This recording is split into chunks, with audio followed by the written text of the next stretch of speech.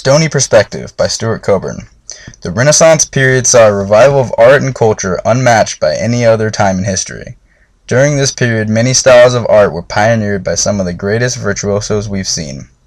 Styles focusing heavily on perspective gained huge popularity during the Renaissance period. Andrea Mantegna, a painter and sculptor from Italy, specialized in illusionist perspective forms. One example is known as di sotto in su, which translates to from the bottom looking up.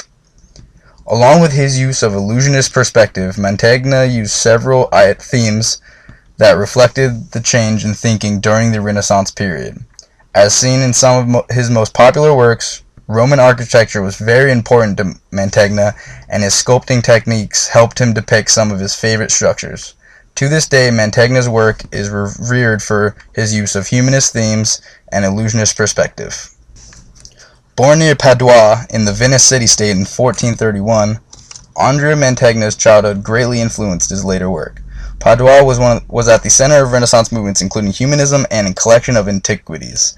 By the time he turned 11, Mantegna became an apprentice to Francesco Squarcione, who taught many artists of the time. During his time at the school, Mantegna was educated on Roman architecture and honed his perspective skills. After 6 years of attendance, Mantegna had a falling out with Squarcione and left to seek his own commission for his own work. One of his most famous works from early in his career were the frescoes commissioned for the Ovetari Chapel.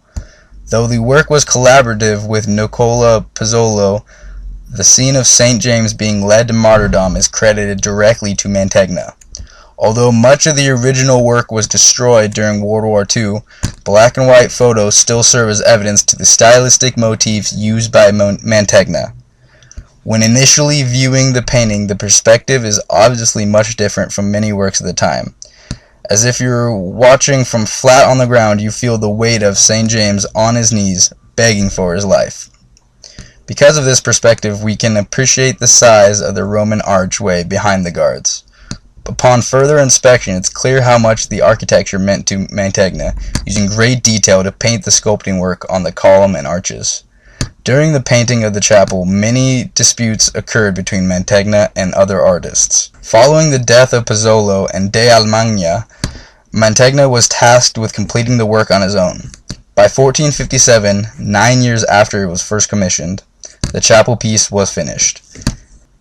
It's said that Squarcione, his teacher, later criticized the work for lacking life in the marble-esque figures and using too dull of colors. Some of Mantegna's most popular works were commissioned altarpieces he painted. The St. Lucas altarpiece, completed in 1454, is the earliest of Mantegna's that still remains today. It appears to follow the polyptych style used by Dell'Almagna for the Benedictine Abbey of Praglia, near Padua, where he grew up. However, Mantegna's style stays true to his own, using depth and weightiness to depict the full-length saints on the bottom row. He used great care in painting the steps under the saints, including the raised throne and platform that St. Luke sits upon. Mantegna gained recognition for the altarpiece and as a result was commissioned Giorgio Correre to paint the altarpiece for the San Zeno Monastery in Verona.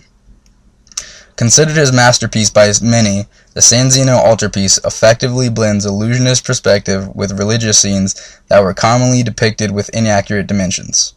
Mantegna shows Mary enthroned with the baby Jesus in her lap, surrounded and flanked by guards and saints. The painting spans 3 panels, however, the main scene shows only one room supported by elegant columns. The piece is framed by classical gilded piers and contains elaborate linework, detailed with vegetal motifs. All of the visible saints are holding books which could reflect the wishes of the patron, who was the nephew of a cardinal and was a devout Christian humanist. 3 biblical scenes are depicted in the bottom panels of the altarpiece, including a very accurate depiction of the crucifixion. It was after his altar work that Mantegna went on to produce some of his most well-known frescoes. In Mantegna's Agony in the Garden, we see an improvement in his ability to depict landscapes from the illusionist-type perspective. The angle of the painting suggests a standing viewpoint as we can look down and see the apostles sleeping at the base of the rock formation Jesus kneels upon. It's clear, however, the altar stands well above the ground even the viewer is standing on. Using the vanishing point again, we see Judas leading the soldiers to capture Christ. Straying from common iconography, Mantegna depicts angels bearing the instruments of passion. Behind the figure of Jesus stands the city of Jerusalem, depicted in Mantegna's brilliant style, using Roman architecture as a motif.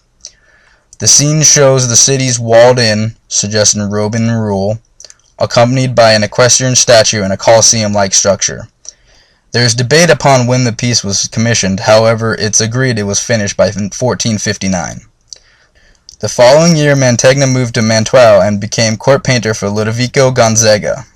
During his employment, Mantegna was assigned to decorate and paint for the Palazzo Ducale. Formerly titled Camera degli Sposi, the mural was the epitome of the illusionist perspective that Mantegna had perfected. Upon entering the castle apartment of Mantua, your eyes would be drawn to the architecture above. However, further inspection of the ceiling shows the mural was painted on a flat surface. Mantegna's vision shines through as the square room appears to have a rounded dome with a window to the heavens above. Widely seen as the best illusionistic example of de sotto in su, the vaulting techniques used by Mantegna truly capture the from-the-bottom looking up perspective. Many consider the mural his best work, and credit Mantegna for inspiring the great ceiling paintings of the Baroque period. While it took almost 10 years for Mantegna to complete the mural, his patrons were pleased with his work, specifically the image of Marchesi and Barbara of Brandenburg that represent the prosperity of the Gonzaga family. Although much of the work Mantegna did for the Gonzagas no longer exists, his series of paintings depicting the triumph of Caesar serve as a great example of his and his patrons' respect for the Roman ages. It's believed Mantegna based his paintings from historical literature written about the ancient ruler. While we see less use of vanishing and illusionistic perspective in works such as Julius Caesar, Mantegna utilized his passion for the Roman architecture to depict scenes previously unseen. In the background of the painting we see the great Roman archway, again with sculpted detail along the marble piers.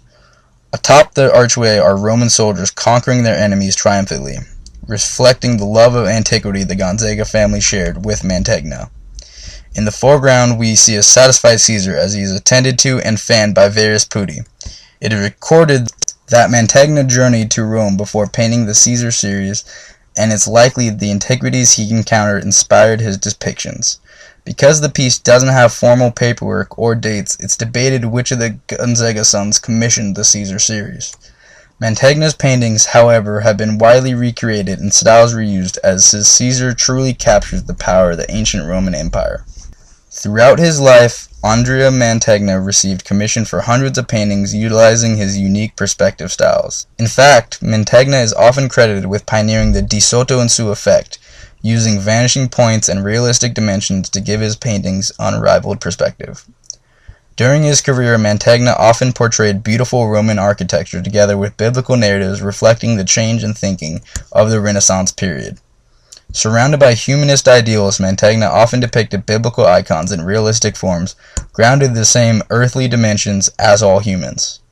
Today we can trace the symbols and illusionist forms perfected by Mantegna through history as inspiration to great works of the Baroque and later periods. Although he was criticized by peers for his stony figures in these paintings, it's clear Andrea Mantegna's perspective was unmatched.